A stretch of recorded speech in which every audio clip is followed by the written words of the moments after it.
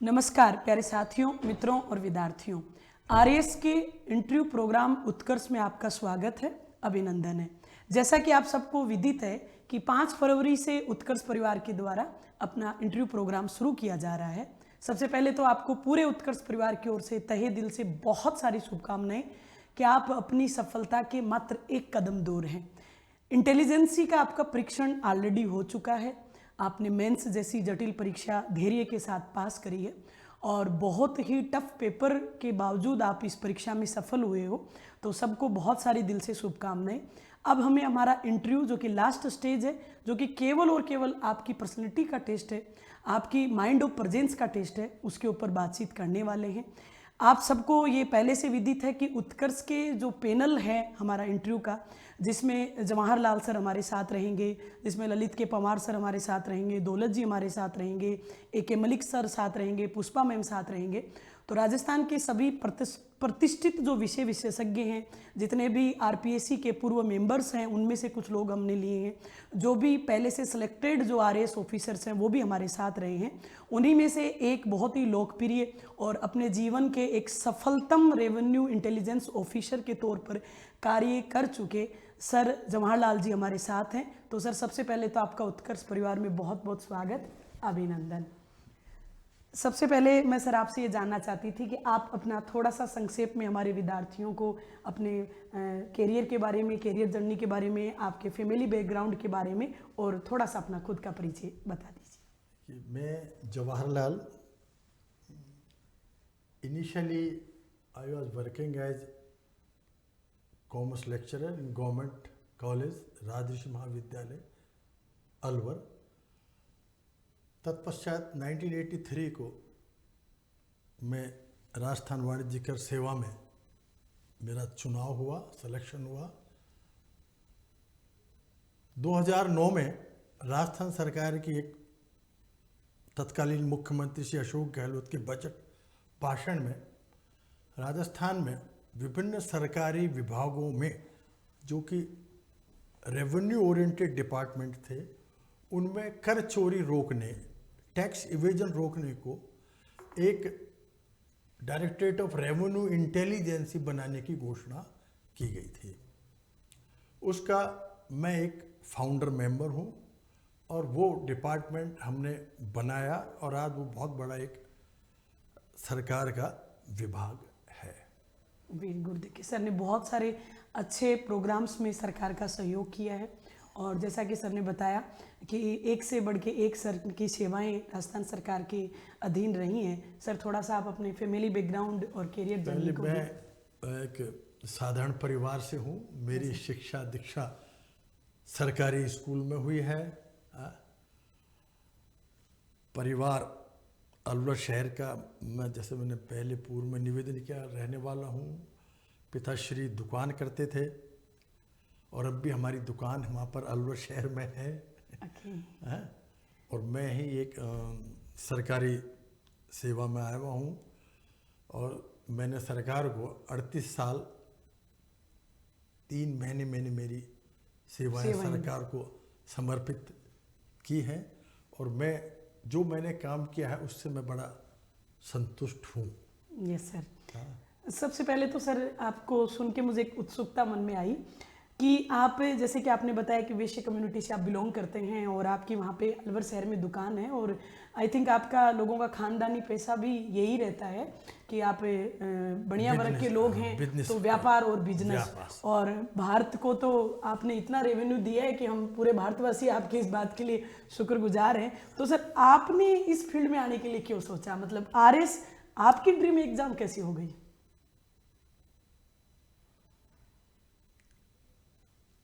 इसका जवाब तो मैं क्या दूँ। मेरे था कि कुछ नया करना है, अलग जाना है। अलग जाना है।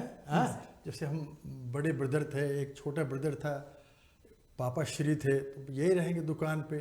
तो मैं अगर वहाँ बैठूंगा तो या तो हम नया एक बिजनेस कर सकते हैं थे और करते हैं। Yes sir. जैसे जैसे परिवार बढ़ता है तो हमारी दुकान व्यवसाय भी बढ़ता है। Yes sir. नए नए हम वेंचर्स खोलते हैं, तो मैंने क्यों ना सरकार में ट्राई की जाए। Yes sir. तो बच्चों के मैं इनिशियली लेक्चरर था ये, तो देन आई थिंक कि राजस्थान लोक सेवा आयोग द्वारा संचालित जो विभिन्न सरकारी पद हैं इनमें एंट्री ली जाए। Yes sir. और तब मैंने एंट्री ली और मेरा जो बैच है वो 1982 का बैच कहलाता है और जिसमें मैं मेरी 82 जिसमें मैं मेरी उसमें सेवा में मेरा प्रथम स्थान था। वेरी गुड सर, कॉन्ग्रेचुलेशन इसके लिए एक बार आपको पुणे से। तो देखिए सर से बात करके हमें लगा कि सर की बातें इस बात के लिए हमें इंस्पायर कर रही हैं कि प्यारे विद्यार्थियों, प्यारे साथियों, अपने हौसलों को ये खबर करते रहिए, जिंदगी मंजिल नहीं सफ़र है, इसलिए चलते रहिए, चलते रहिए, चलते ही रहिए। सर आपसे ये जानना चाहते हैं कि आरएएस की तैयारी के दौरान आपके सामने सबसे बड़ी चुनौती क्या थी और आपने उसे कैसे पार लगाया? देखिए, मैं तो चूँकि वाणिज्य का विद्यार्थी था और तब आरएएस में वाणिज्य का सब्जेक्ट लेना बड़ा एक दुष्कर कार्य था। जी सर। तो मैंने तो आई गोट फॉर द हिस्ट्री, पहले 4 ऑप्शनल पेपर लेने पड़ते थे। Yes sir. तो मैंने history, philosophy, public administration and economics मैंने ऑप्ट किया।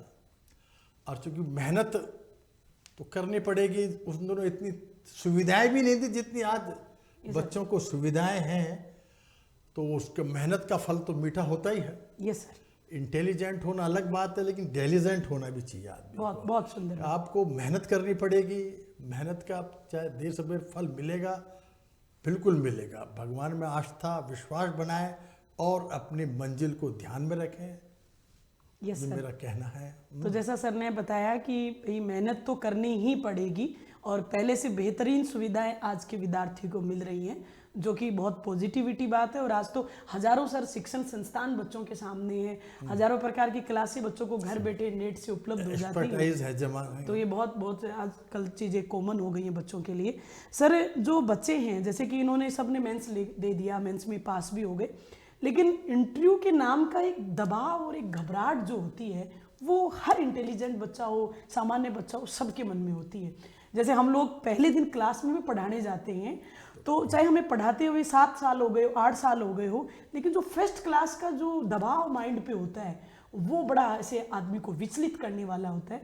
तो उस समय बच्चा क्या करे सर कि वो इंटरव्यू का जो दबाव है माइंड पे वो कम से कम आए? उसमें तो मैं यही कहना चाहूँगा मैम कि जो बच्चे जो भी पास हुए हैं और जो इंटरव्यू की तैयारी कर रहे हैं, यस सर, उनके लिए पहले अपना प्रोफाइल चेक करें, क्या उन्होंने दिया, फिर अपनी सारी आसपास की करंट अफेयर्स हैं, अपने जो जिस फील्ड में उन्होंने ग्रेजुएशन किया है, commerce, science, arts, yes sir, जिस फील्ड के भी हैं उसके बारे में बेसिक प्राइमरी नॉलेज उनको होनी चाहिए। आसपास क्या घटित हो रहा है राष्ट्रीय स्तर पर, राज्य स्तर पर, अंतर्राष्ट्रीय स्तर पर, उसकी जानकारी वो लगातार उसके टच में रहें। Yes sir. तो देखिए सर ये कहना चाह रहे हैं कि देखिए जब व्यक्ति को सब चीज़ों का पता होता है, नॉलेज होता है, तो उसका डर खुद ब खुद क्या हो जाता है जी, कम हो जाता है। और जब हमें थोड़ा सा चीज़ों में खुद से अंदर घबराहट होती है कि ये सेगमेंट मेरा कमज़ोर है, यहाँ से अगर मुझसे सवाल पूछ लिया जाएगा तो मैं क्या ही करूँगा। तो देखिए सफलता का कोई विकल्प नहीं हो सकता, मेहनत का तो कोई विकल्प दुनिया में बना ही नहीं है सर। तो सर की हर बात में यही बात सामने आ रही है कि देखिए मेहनत का बच्चे को होना चाहिए और इंटरव्यू के बाद राज्य, राष्ट्रीय और अंतर्राष्ट्रीय स्तर पर क्या विशेष चल रहा है इसके ऊपर अपनी पैनी नज़र उस बच्चे को बना के रखनी चाहिए। सर एक चीज़ और कहते हैं कि इंटरव्यू में first impression is the last impression, ये बड़ा मायने रखता है। तो ये क्या डेफिनेशन है, first impression is the last impression? इसको तो डिफाइन करना बड़ा मुश्किल है लेकिन आपको जरूर करके बताना ये है कि हम थोड़ा सा कॉन्फिडेंटली रहे बच्चा है, उसमें एक आत्मविश्वास हो, एक जो उसकी ड्रेस कोड हो जी वो भी एक इम्प्रेसिव हो। Yes sir. तो ड्रेस कोड मतलब कैसी रखनी चाहिए बच्चे को? फॉर्मल ड्रेस कोड हो, फॉर्मल ड्रेस कोड। और जैसे बच्चों के कई सवाल होते हैं कि टाई होनी चाहिए कि टाई नहीं होनी चाहिए, ऊपर का बटन खुला होना चाहिए कि बंद होना चाहिए, तो सर आज आप बता ही डालिए क्योंकि ये हमारे पास हजारों सवाल बच्चे लेके आते हैं। टाई तो मैं समझता हूँ टाई तो ऐसी कोई जरूरत है नहीं, अपने फॉर्मल ड्रेस अपने चलेगी, अपने शूट। अच्छा फॉर्मल ड्रेस हो, गर्ल्स हो तो वो साड़ी सूट, क्या इसमें ऐसा ज्यादा अच्छा रहे? साड़ी पहने कोई दिक्कत नहीं, अपने सूट पहने और बाकी अच्छा वो अगर मतलब कुल मिला के कंफर्टेबल ड्रेस हो कि वो अपीयरेंस ठीक लगे, वेरी लुकिंग गुड गुड लगे। हाँ, कि वो मतलब वहाँ खुद भी अच्छा महसूस कर सके और पैनल को क्योंकि भी। हमें रोज, क्योंकि सरकारी नौकरी में क्या है कि रोज पब्लिक डीलिंग है। जी, यस सर। पब्लिक अब वो आपको देखेंगे जनता, हाँ, तो उसका वैसे ही प्रभाव पड़ेगा। तो हम एक फॉर्मल ड्रेस में जाएं, महिलाएं हैं जो गर्ल्स कैंडिडेट हैं वो सलवार सूट में और साड़ी में जाएं, ये मेरा मानना है। तो इसका मतलब ड्रेस को लेकर प्यारे विद्यार्थियों बहुत ज़्यादा परेशान होने की आवश्यकता नहीं है। ड्रेस बहुत तड़काऊ भड़काऊ चमकीली चटकीली नहीं होनी चाहिए। एक इथिक्स कहती है हमारी कि व्यक्ति को बहुत ही सोबर, विनम्र और संतुलित दिखना होता है। तो आप विनम्र दिखिए, धीर गंभीर दिखिए और अपनी परीक्षा के प्रति आप एकदम लालायित कि बस मुझे ये जॉब चाहिए ही चाहिए, बस छीन के लानी है। तो इतनी उत्सुकता और इतनी विनम्रता और संतुलन अगर आपकी बॉडी में और आपके ड्रेस में है तो फिर कोई बड़ी बात नहीं है कि टाई अगर है नहीं है, या हमने बहुत ज़्यादा एकदम बन के तैयार होके गए हैं। बहुत ही वहाँ सिंपल सोबर आपको दिखना है। सर ने ऐसा बताया हमें। सर ये भी आपसे जानना चाहते हैं कि इंटरव्यू के समय कौन सी ऐसी विशेष रणनीति अपनाए जिससे थोड़ी सफलता और ज़्यादा नज़दीक महसूस हो सके? इस पर मैं मानता हूँ कि इंटरव्यू के दौरान अब बड़ा एक वही है कि अपना कॉन्फिडेंस बनाए रखें। या कोई सामने सवाल आपसे नहीं आ रहा अब मैं है, आपको सॉरी सर एक बार बीच में काट रही हूँ। मुझे आपसे ये भी जानना है कि सर व्यक्ति अपने सेल्फ कॉन्फिडेंस को बूस्ट कैसे करे? क्योंकि कितना भी अच्छा व्यक्ति हो, इंटरव्यू के नाम से कॉन्फिडेंस डगमगाता है। तो बिल्कुल आप सही कह रहे हैं। चूंकि और इंटरव्यू का तो कोई ऐसा कोई क्राइटेरिया है नहीं, Yes, बड़ा एक वाइड, बहुत बहुत बड़ा वाइड क्षेत्र है, कुछ भी पूछ सकते हैं। तो वो वही है, मेरा मानना ऐसा है कि वो सब चीज़ें बच्चे को बेसिकली प्राइमरी नॉलेज हर सब्जेक्ट के, हर फील्ड के उसको होनी चाहिए, जहाँ का रहने वाला है जैसे वो, और अपने नाम, उसका नाम से जुड़े हुए सवाल हो सकते हैं। नाम से जुड़े सवाल हो सकते हैं, कहाँ का रहने वाला है। जैसे कि मैं जयपुर डिस्ट्रिक्ट का हूँ, जयपुर के बारे में, जयपुर की हिस्ट्री के बारे में। कोई कहे मैं जोधपुर का रहने वाला हूँ, जोधपुर की हिस्ट्री के बारे में, जोधपुर की इकोनॉमी के बारे में, वो उसको थोड़ी बहुत बेसिक नॉलेज होना जरूरी है। तब थोड़ा सा वो कोई पूछ लेगा तो आप पूछते अगर आपके नाम ये है और आप इसका अर्थ ही पता नहीं है आपको, ये सर ये तो अब पढ़ना और सब चीज़ों को मेहनत करनी पड़ेगी, पढ़ना पड़ेगा। तो देखिए सर की बातों से हमें बार बार यही महसूस हो रहा है प्यारे विद्यार्थियों कि कॉन्फिडेंस सबका ही कमज़ोर दिखता है एक दिन के लिए, और सभी लोग थोड़ा सा अपने करियर को लेके बड़ा ही इस समय अंदर से ऐसे दुखी भाव भी रखते हैं कि मैंने बहुत कोशिश करी, धैर्य के साथ में 1.5-2 साल तक डटा रहा, अब लास्ट टाइम पे मेरा अगर इंटरव्यू खराब हो गया तो मेरा तो करियर चौपट हो जाएगा। इस बात को लेके दबाव तो सब पे रहने वाला है। लेकिन अगर आपको अपने ज़िले के बारे में, अगर आपको अपने खुद के एजुकेशन के बारे में, आपकी जो स्ट्रीम रही है उसके बारे में, आपके खुद के नाम के लिए और आपके देश विदेश देश काल में जो भी घटनाएं उस समय चर्चित है, प्रशासनिक जो भी निर्णय है उनमें तार्किकता आपकी बनी हुई है, तो आप अपने इंटरव्यू को और ज़्यादा अच्छे से कर सकते हो। अच्छा सर एक चीज़ और इसमें पूछना चाहते हैं कि कई बार ऐसे कुछ अच्छे हम मोटिवेशनल वीडियोस सुनते हैं तो आप जैसे कुछ अच्छे लोग हमें ये बताते हैं कि ये हुनर विद्यार्थी में खुद में होता है कि वो चाहे तो इंटरव्यू बोर्ड को अपनी ओर खींच सकता है। तो ये क्या सच में संभव है सर? क्यों नहीं है संभव, बिल्कुल संभव है।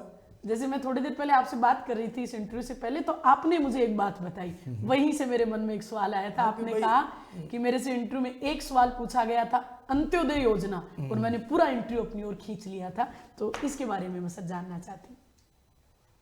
ये तो वही बात है फिर कि भाई हमारा जो कॉन्फिडेंस लेवल है वो जब तक हम चीज़ों के बारे में जानेंगे नहीं। सर और दूसरी बात यह है कि अगर आपसे कोई सवाल किया गया और आपको उसका उत्तर नहीं आ रहा है तो बिल्कुल आउटराइटली मेरा मानना है उसको आप मना कर दीजिएगा कि मैं नहीं जानता, रादर देन कि हम उसका कोई गलत जवाब दें और उसका जो हमारा जो मेंबर ऑफ इंटरव्यू बोर्ड है उस पर हमारा गलत इंप्रेशन जाए।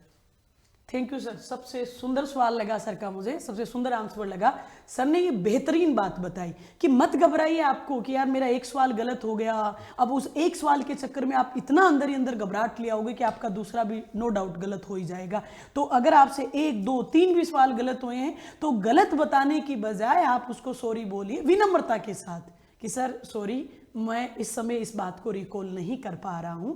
अगर आप 3 सवालों पर भी सॉरी बोल रहे हैं तो इंटरव्यू पर इतना विशेष फर्क नहीं पड़ने वाला। जितना आपको नहीं आ रहा है फिर भी आप बनावटी उसको बनाकर उत्तर बताने की कोशिश कर रहे हैं, वो एग्जामिनर 1 मिनट में भाप रहा है कि इसको आ नहीं रहा, केवल ये मुझे गुमराह कर रहा है। और वो बहुत मतलब जितनी हमारी एज है उतनी तो उनकी सर्विस हो चुकी। जैसे मैं सर को बता रही थी, सर मैं 31 ईयर ओल्ड हूँ, सर ने मुझे बताया मेरी 38 ईयर की सर्विस रही, तो उनकी सर्विस के सामने हमारा नॉलेज क्या ही मायने रखता है। तो वहां हमें बनावटी नहीं होना। कुल मिला के सर आप ये कहना चाह रहे हो? बिल्कुल अपने स्पष्ट रहे हम विचारों Yes, में, sir. हमारे जवाब में। सर एक और सुंदर मेरे सवाल आपके लिए आया मन में कि सर आरएएस जैसे आप हो बन गए तो राजस्थान में प्रशासनिक सुधार के लिए कौन कौन से सर कोई ऐसे 3 महत्वपूर्ण कदम जो आप सुझाना चाहते हैं कि ये 3 महत्वपूर्ण कदम प्रशासनिक सुधार में होने ही चाहिए?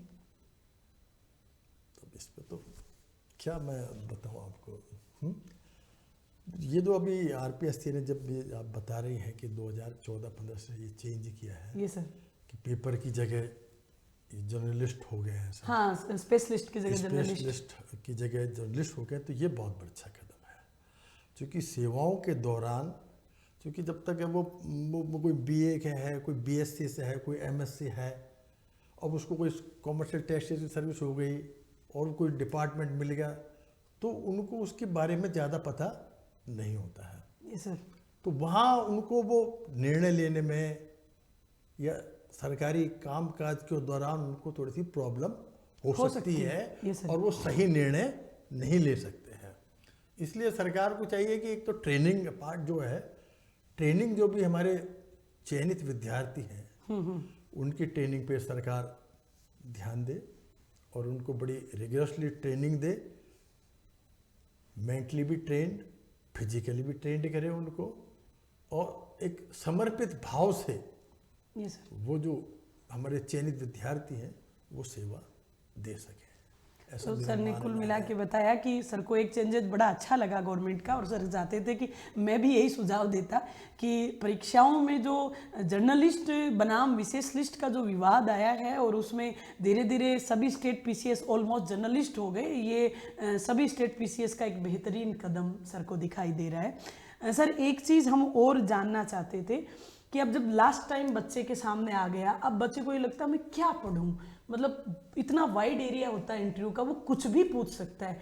तो कुछ मुख्य ऐसे बिंदु अगर वो उनको लास्ट टाइम तैयार कर ले तो शायद उसका इंटरव्यू थोड़ा और बेहतर हो जाए।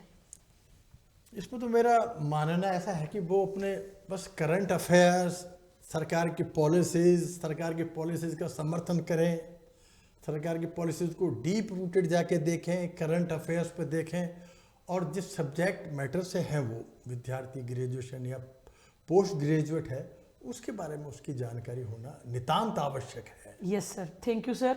देखो सर की बात में एक बहुत गहरी बात सर ने बोली, एक एक बिंदु पकड़िए। इन्होंने अपनी ज़िंदगी में जितना अनुभव पाया उनके कुछ बिंदु भी हम चुरा पाए तो शायद हमारा इंटरव्यू तो यहीं से बेहतर चला जाएगा। सर ने एक बहुत गंभीर बात कही कि आपको सरकार की प्रचलित किसी भी पॉलिसी का विरोध नहीं करना। जैसे सर सवाल पूछता है वो कि इंटरव्यू में क्वेश्चन पूछ लेता है बच्चे से कि सहजीवन पद्धति, लिव इन रिलेशनशिप समाज के स्तर पर एक कलंक दिखाई देता है क्योंकि इससे विवाह नामक हमारा पवित्र संस्कार खत्म हो रहा है। लेकिन वर्तमान इकोनॉमिक एज की ये उभरती हुई आवश्यकता महसूस हो रहा है, तो आपका क्या विचार है? तो वहां फिर हमको आदर्शवादी हरिश्चंद्र नहीं बनना कि नहीं सर ये तो बिल्कुल गलत किया है सरकार ने, ऐसा थोड़ी होता है, माँ बाप बच्चे को जन्म ही किस लिए देते हैं जब बच्चा बिना विवाह के ऐसे सहजीवन को अपना लेगा। चूंकि हम सुप्रीम कोर्ट से बड़े नहीं हैं, हम संविधान से बड़े नहीं हैं, और अगर संविधान में लिव इन रिलेशनशिप को मान्यता मिली है तो हमें सरकार के अगेंस्ट जाके नहीं बोलना, हमें उस बात का सपोर्ट करना ही पड़ेगा। सर की बात का महत्वपूर्ण सार यही है, इसलिए आप अपनी तरफ से कोई भी मन की भावनाओं को वहां ना प्रेजेंट करें, क्योंकि मन की भावनाएं कई योजनाओं में हमारी सरकार के विरुद्ध हो सकती हैं, लेकिन हम सरकार के खिलाफ नहीं चल सकते, हमें सरकारी ढांचे में ही रह के कार्य करना है। इसलिए सर सरकार के साथ ही हमें बोलना है। सर ने ऐसा बताया। एक चीज हम और पूछना चाह रहे थे सर, कई बार इंटरव्यू में कुछ विवादित इश्यू इश्यू वो पूछ लेते हैं। जैसे राम मंदिर बना, बाबरी मस्जिद विवाद, जैसे लाइक संभल अभी बहुत बड़ा एक विवाद चल रहा है। जैसे सर अभी ख्वाजा मोइनुद्दीन चिश्ती साहब की दरगाह को लेके कई बार विवाद उठ जाते हैं, कई बार वो हमें खालिस्तान को लेके, जो खालिस्तान की मांग आती है उसको लेके विवाद में पूछ लेता है। कई बार सर वो मुझे ऐसा लगता है कि महाकुंभ को लेके भी कुछ सवाल हमसे हो सकते हैं कि जब इतनी व्यवस्थाएं नहीं हो रही थी तो फिर इतना लोगों को क्यों इस बात के लिए प्रेरित करा गया, क्यों इतने सारे यूट्यूब पे ऐसे बातें फैलाई गई कि ये इतनी साल बाद में हो रहा है, जो आएगा उसी को मुक्ति मिलेगी। तो इस प्रकार के सर उलझे हुए सवालों से हम क्या बचें और क्या उत्तर दें, ये तो मेरी पर्सनल जिज्ञासा भी है सर आपसे जानने की। इस पर तो क्या, अब यही है कि बस इस पर ज़्यादा कमेंट्स ना करें, सब ठीक है। मेरा तो मानना ऐसा है, क्योंकि अब ये विवादित सवाल हैं। Yes sir. और इट इज़ ऑल सब्जेक्टिव है, हर एक की अपनी अपनी नज़रिया है, तो उस पर कम से कम बोले। हाँ, क्योंकि हम कुछ भी बोलेंगे तो वो तो वो रिएक्शन एक्शन होगा। Yes sir. तो मतलब सर ये कहना चाह रहे हैं कि जितने भी आपको विवादित मुद्दे सामने आए तो कोशिश ये करी जाए कि हम उसमें कम से कम बोलें। सर आरएस में क्या गंभीरता बनाम विनम्रता का संतुलन भी होना चाहिए क्या? या हम एकदम जोली मोड में जाके एकदम आराम से कि हमें फर्क ही नहीं पड़ रहा है, या उनको दिखाना थोड़ा बहुत तो कि हाँ हम परीक्षा में विनम्र तो होना ही पड़ेगा हमें, विनम्र और गंभीर सर गंभीर भी होना पड़ेगा, दोनों ही चलेंगे। अच्छा, दोनों को साथ साथ बैलेंस करना है, बैलेंस लेके चलेंगे कि मतलब यो भी नहीं कि उनको लगे कि जीवने के लिए आए हैं भाई साहब, ठीक है आप ले लीजिए इंटरव्यू हो रहा है हमारा, मतलब उनको सिंसियरिटी भी हमें दिखानी है और उसमें गंभीरता भी हमें दिखानी चाहिए। सरकार के हम अगर हमारा सिलेक्शन होता है तो हम सरकारी नौकरी करेंगे और हमारा प्रथम दायित्व यही है कि हम जनता के प्रति विनम्र हो। सरकारी नौकर का सरकारी काम जनता के काम है, आपको आरएस बनाया गया है, आपको और पद पर अगर आप पोस्टिंग करें तो जनता के काम को हमें करना ही पड़ेगा, और जितना विनम्रता से करेंगे उतना बढ़िया होगा। Yes sir, thank you sir. Sir मैं ये भी जानना चाहती थी कि इंटरव्यू में करंट अफेयर से जुड़े हुए सवाल लगभग कितने पूछे जाते हैं और किस प्रकार का करंट अफेयर वो एग्जाम में पूछता है, कैसे करंट अफेयर को तैयार करें? करंट अफेयर में नॉर्मली जैसे अगर आप अब माने भाई, जैसे बेसिक बात तो ये है कि इकोनॉमिक्स के संबंधित, वाणिज्य संबंधित कई सवाल किए जाते हैं। ओके। अब जैसे अपना बजट आ रहा है, कल इकोनॉमिक्स, आज इकोनॉमिक सर्वे आया सेंट्रल गवर्नमेंट का, फिर कल बजट आएगा, फिर स्टेट गवर्नमेंट का बजट आएगा 7-8 फरवरी को। तो हमें उनकी छोटी मेन बातें हमें बजट के बारे में जानकारी होनी चाहिए, और जो भी ऐसी घटनाएं घटती हों वो उसकी भी बेसिक नॉलेज हमको विद्यार्थी को होनी चाहिए। तो देखिए सर ने एक तो आपको टॉपिक ही बता दिया है कि आपको जो भी अभी बजट आने वाला है स्टेट का और सेंटर का, उस बजट के ऊपर आपको अच्छे से रेडी रखना है। इकोनॉमिक सर्वे अगर ये बच्चे तैयार कर लें तो थोड़ा ठीक हो जाए। तो इकोनॉमिक सर्वे की क्लासें उत्कर्ष परिवार के द्वारा भी प्यारे विद्यार्थियों चलाई जाएंगी, और हम सर से भी इस बात के लिए रिक्वेस्ट करेंगे कि जब बजट अच्छे से आ जाए तो बजट पे सर भी एक लेक्चर बच्चों का ले लें और बच्चों को थोड़ा सा अच्छे से कि ये सवाल बजट पे वो तैयार कर लेंगे तो इनका काम हो जाएगा। सर बजट के अलावा गवर्नमेंट इश्यू, गवर्नमेंट पॉलिसीज और जो सोशल जो जुड़े हुए मुद्दे हैं उनको कितना तैयार करने की आवश्यकता है सर? सोशल मुद्दे जो राज्य सरकार स्कीमें चला रही हैं अपनी, राज्य सरकार की स्कीमों को थोड़ा सा देख लें, है ना? और जो केंद्र सरकार जो अपनी स्कीम लॉन्च कर रही हैं, ये सर उनको देख लें। और सर जो इंटरनेशनल रिलेशनशिप यानी कि लगातार भारत सरकार का जो विश्व के अन्य देशों के साथ, लाइक रशिया के साथ, अमेरिका के साथ जो संबंध हैं, वो हमारे लिए यूक्रेन को लेकर जो भी इंटरनेशनल इश्यूज चल रहे हैं, चाइना को लेकर चल रहे हैं, पाकिस्तान को लेकर, इनके ऊपर हमें कितनी स्तर की पकड़ रखनी चाहिए? जैसे डोनाल्ड ट्रंप का चुनाव तक वो इंटरव्यू में पूछ लेता है बच्चों से, इसे भारत के ऊपर क्या प्रभाव पड़ सकता है क्या नहीं, तो इस प्रकार के उनकी रिगार्डिंग डोनाल्ड ट्रंप जो भी उसकी पॉलिसीज है उनको देखें, उनके जो भारत और हमारे जो इंडिया यूएस रिलेशनशिप के ऊपर क्या प्रभाव पड़ेगा उसका, वो भी उनको जो भी सामान्य जानकारी अपडेट रखें, पेपर से पढ़ते रहें। अच्छा, कुल मिला के बेटा 2 रामबाण चीज़ें सर ने हमें बताई हैं इस इंटरव्यू के दौरान कि एक तो विद्यार्थी को जो ये गवर्नमेंट इश्यू पॉलिसी और जो इकोनॉमिक सर्वे है, बजट है, इसके ऊपर खास परिचर्चा रखनी है, तैयार रहना अपने आप को, और जो भी नेशनल और इंटरनेशनल इश्यूज, डिस्प्यूट, जो भी प्रकार की चीज़ें चल रही हैं भारत के अलावा भी हमारे अन्य देशों के साथ क्या ही अंतर्राष्ट्रीय संबंध है, उनके बारे में भी हमें बेहतर ढंग से जानकारी होनी चाहिए। सर एक चीज़ और पूछना चाहते थे, इंटरव्यू में अपने उत्तर को संक्षिप्त और संतुलित और सटीक कैसे बनाएं सर, कि मुझे तो बस इंटरव्यू देना है, इंटरव्यू में कोई क्वेश्चन पूछा गया तो मैं बहुत शॉर्ट में बता दूं उसको, एकदम संक्षेप में, बहुत ही स्पष्टली क्लियर भी हो जाए उसको, और मेरा उत्तर संतुलित भी लगे। क्योंकि कई बार एग्जामिनर क्वेश्चन हमसे पूछता है और इतने सारे शब्दों का भंडार मन में चल रहा होता है कि लगता है क्या ही बताएं और क्या ही छोड़े, और उस चक्कर में हम जब कोई आंसर बताने लगते हैं सर तो मेन मुद्दे पे तो आते ही नहीं, और हम 10 मिनट तक तो उसकी भूमिका ही बना देते हैं, तब तक तो वो उत्तर ही बदल देता है। सारे जो भी इंटरव्यू में विद्यार्थियों को एक ही ध्यान रखना है ये सर कि वो टू दी पॉइंट जवाब दें, उसका ज़्यादा ना बताएं, और जितना पूछा गया है ना उतना बताएं। यदि आपने ज़्यादा बताएंगे तो फिर हम ज़्यादा उलझते यस सर चलेंगे। हाँ, वो चूँकि पूछते चलेंगे मेंबर्स, क्योंकि उनका अनुभव तो बहुत है मेंबर्स का, वो पूछ रहे हैं तो उनको डेफिनेटली पता है हर चीज़ के बारे में। बहुत बिल्कुल सही कह रहे हैं सर। हाँ, उनको व्यवहारिक ज्ञान भी है, चले आपको तो थ्योरेटिकल ज्ञान है, विद्यार्थियों को तो आप पढ़ रहे हैं, तो उसमें जितना पूछा जाए मेरी इन माय ओपिनियन उनको उतना ही जवाब वो दें। देखिए आरएस परीक्षा के लिए एक लाइन चलती है कि क्रैक दिस एग्जाम, कि जो पूछा जाए उसी पॉइंट को, पिन पॉइंट को आपको एकदम जाके आहत करना होता है। जैसे पहले आप सबको पता है कि 20 नंबर के सवाल हुआ करते थे मेंस में, 20 नंबर में बच्चे के पास प्रस्तावना बनाने, कंक्लूजन का समय होता था। अब आरपीएससी ने खुद नहीं बदलाव कर दिया, वो खुद ही चाहते हैं कि बच्चे में सटीक एकदम स्पष्टता आ जाए, वो एकदम सटीक आंसर दे सके, संक्षिप्त में आंसर दे सके। तो अब बड़ा क्वेश्चन है वो सर हमारे आरएस में ही पहले 20 नंबर का आता था, 200 शब्दों का, अब सबसे बड़ा क्वेश्चन 10 ही नंबर का आने लग गया। तो 100 शब्दों में कई बार वो इतना बड़ा क्वेश्चन पूछ लेता है यूपीएससी लेवल का, जो 250 शब्दों में लिखने का होता है। अब वो बच्चे में सटीकता है उसका आंसर देने की, तो वो बेहतर ढंग से कर लेगा।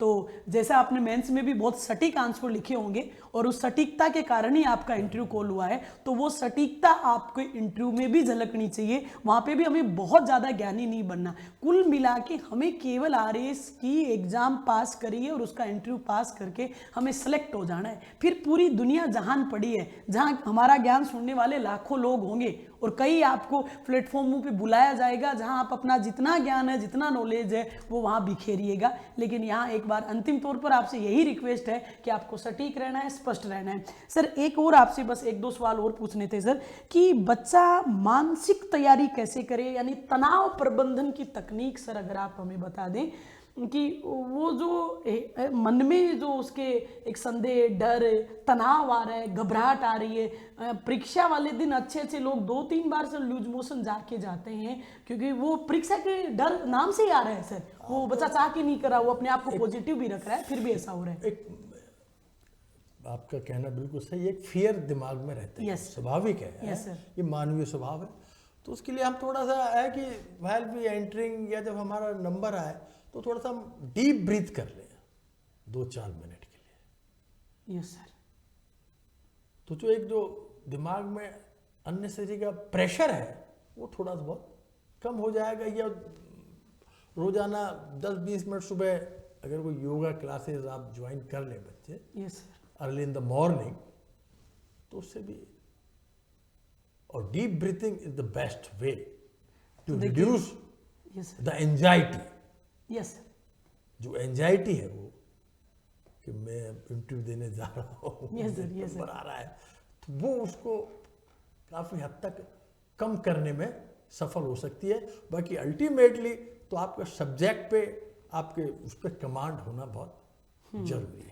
एक सर देखिए सर की बातों में बहुत सर एकदम सटीक, देखिए सर के उत्तर देने का भी आपने तरीका प्यारे विद्यार्थियों देखा होगा कि मेरे सवाल सर से बड़े हैं और उनका आंसर उन सवालों से छोटा आ रहा है। यही अंतर है कि एक अधिकारी में और एक शिक्षक में, कि हम लोगों को आदत है बड़ी चीज़ों को खोल खोल के पढ़ाना, क्योंकि हम सर सबके सब स्पेशलिस्ट है और सर ने आंसर कैसे दिया है प्यारे विद्यार्थियों, एकदम जर्नलिस्ट की तरह कि प्रियंका जो पूछे ठीक मैं पिन पॉइंट उसका वही उत्तर दे दूं। तो देखिए हर सवाल में सर की सटीकता आपको दिखाई दे रही है प्यारे विद्यार्थियों।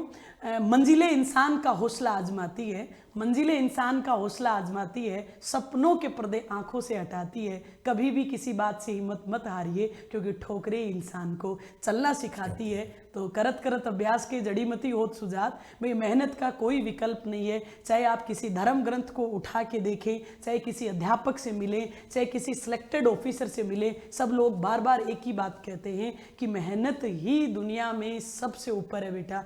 हर चीज़ का बंटवारा भाइयों में हो सकता है, परिवार में हो सकता है, आपकी खुद की मेहनत है उसका कभी कोई बंटवारा नहीं कर सकता। और सरस्वती माई एक ऐसी है कि वो जो भी व्यक्ति जितना तपेगा उसको उतनी ही मिलेगी।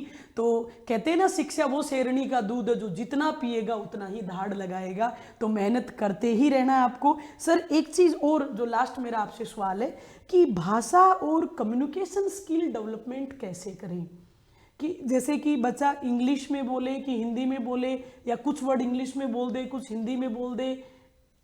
दोनों मिक्स अपनाई जा सकती है।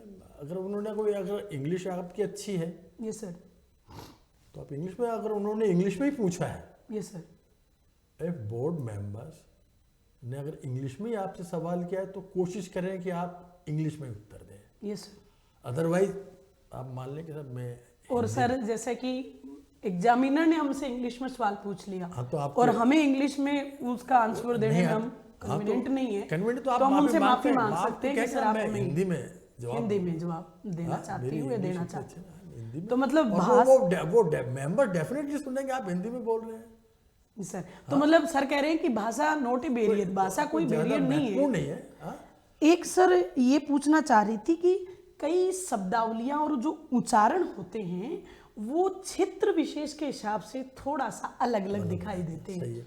भाई कोई 55 बोलता है, कोई 55 बोलता है, कोई 49, कोई 49, ऐसे कुछ शब्द आते हैं। तो ये जो शब्दावली और जो उच्चारण है इनका कितना रोल होता है। जैसे मैं किसी से सर बातचीत करती हूँ तो मेरे, चाहे मैं किसी को बताऊँ या नहीं बताऊँ, लेकिन मुझे 1 मिनट बात करके मेरे बॉडी लैंग्वेज से ये बता देते हैं कि यू कम फ्रॉम हरियाणा, तो मैं कहती हूँ नो शेखावाटी से हूँ, तो वो ऐसे लग जाता है, वो क्षेत्र पहचान लेता है। जैसे मारवाड़ का हमारा बच्चा जाता है सर, तो या तो वो पहनावे से कि वो कितना ही अच्छा चाहे फॉर्मल ड्रेस में जाए लेकिन वो कान में कुछ वो पहनते हैं तो उनसे थोड़ा आइडिया लग जाता है, या वो कितनी स्पष्ट हिंदी बोले, लेकिन जो बोलने का उनका उच्चारण है, शब्दावली है, उसे क्षेत्र विशेष का पता चलता है। तो क्या उस पर नियंत्रण बचपन से वहाँ देखा है उसने, तो वही लैंग्वेज बोलेगा, वो उसकी जो मदर लैंग्वेज है। Yes sir. लेकिन ऐसी कोई विशेष उसमें कोई घबराने की बात नहीं, क्योंकि मैं तो बचपन से देखता हूँ, वो उसका कोई ज़्यादा कोई बोर्ड मेंबर उसका कोई उसका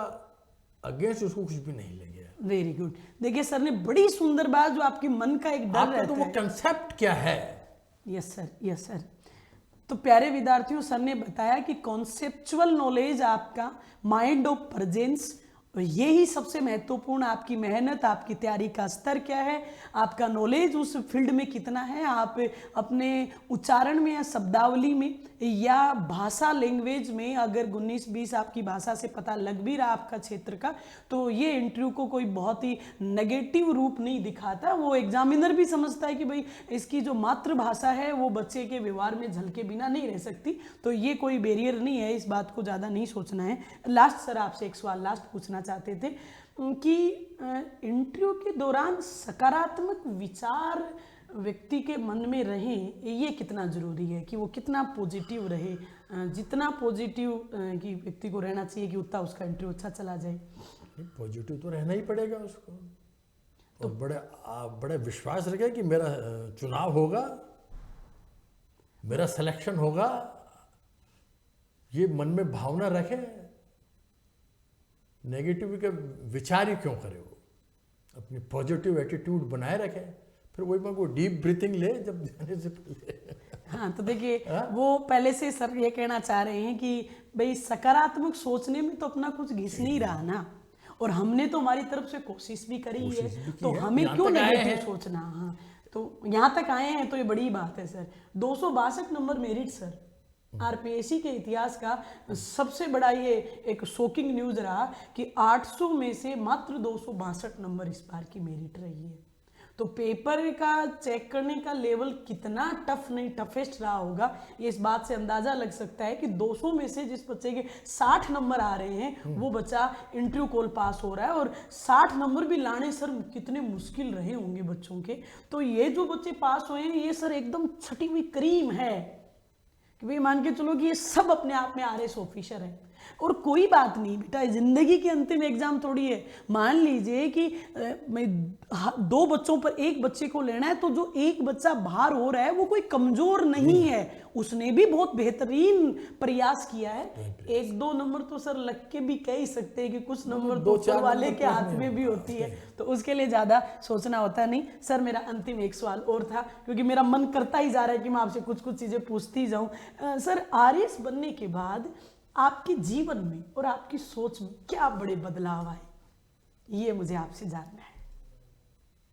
जैसे कहते हैं आरएस बनने के बाद व्यक्ति का जीवन भी बदल जाता है और उसके सोचने और समझने का तरीका भी बदल जाता है। डेफिनेटली तो सर बदलेगा। आप हमें आज बता दीजिए। सरकार ने हमें एक बहुत बड़े जिम्मेदारी सौंपी है, एक बहुत बड़ा उत्तरदायित्व है हमारे Yes, sir. कंधों पे। और जो सरकार की जो आशा है, सरकार जो हमसे चाहती है हम उनको पूरा करें। तो हमारा जो देखने का नजरिया, हम जो एक बड़े सकारात्मक ढंग से हम जो लोगों की समस्याओं को सुलझाएं, और उसका प्रभाव तो डेफिनेटली पड़ता ही है समाज के लोग में। हमारे समाज में लोग हमें अलग किस्म से तो देखेंगे ही कि इन्होंने बड़ी मेहनत की, यहाँ तक आए ये लोग हैं। और अब चूँकि सरकार ने हमें जिम्मेदारी दी है, तो हम सरकार की जो भी पॉलिसीज हैं, सरकार की आशाएं जो हमसे हैं, उन पर खरा उतरने की कोशिश।